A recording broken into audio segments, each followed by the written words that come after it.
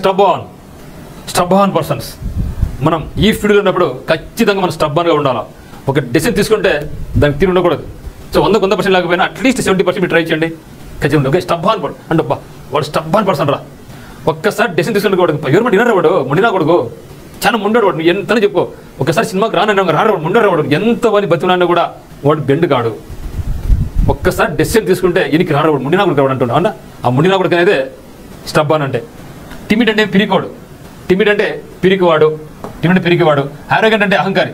వానికి వాడికి ఎప్పుడు హ్యారోగెంట్ రాడు, రఫ్గా ఉంటారు, అహంకారం రా అంటాం. ఓకే యాంకర్ అంటే కోపం, అడమెంట్ అథారిటీ అంటూ ఉంటాం. సో మనం ఏదైనా ఒక ప్రొటెస్ట్ జరిగినప్పుడు అంటే ఆందోళన చేసినప్పుడు ఒక కంపెనీలో పెద్ద బాస్ ఉంటాడు, కింది వాళ్ళను ఎంత హీనంగా చూస్తూ ఉంటాడు, నీచంగా చూస్తూ ఉంటాడు, వాళ్ళ మీద షట్టలు వేస్తూ ఉంటాడు, సరిగ్గా శాలరీ చేయవాడు. అప్పుడు ఏంటి అందరూ వచ్చి బయటికి ధర్నా చేస్తారన్నమాట. Adamant authority down adamant authority down అంటూ ఉంటారు. సో డౌన్ అనేది ప్రొటెస్ట్. మరి ఆ వ్యక్తిని అంటున్నా అడమెంట్ అంటే ఏమని ఒక్కసారి మనం ఏమన్నా చేసుకుని నువ్వు ఎంత నర్సుగా వాడు బెండ్ కావడంలే ముండి నా కొడుకు. ఓకే కాబట్టి స్టబ్ ఆన్ అన్న అరగంట అన్న సేమ్ మీనింగ్, అడమెంట్ అంటే సేమ్ మీనింగ్. సో అరగంట అంటే అహంకారి, అడమెంట్ అంటే మొండివాడు. కాబట్టి stub on means refusing to change your plans. నువ్వు ఆ ప్లాన్ వేసినావంటే ఇంకోటి ప్రసక్తి లేదు. నువ్వు 2 o'clock 1 o'clock నువ్వు ఆఫీస్లో కూర్చొని పని చేయాలని చేయాల్సిందే. వాడి ప్లాన్ చూడ ఎనికి పోడు.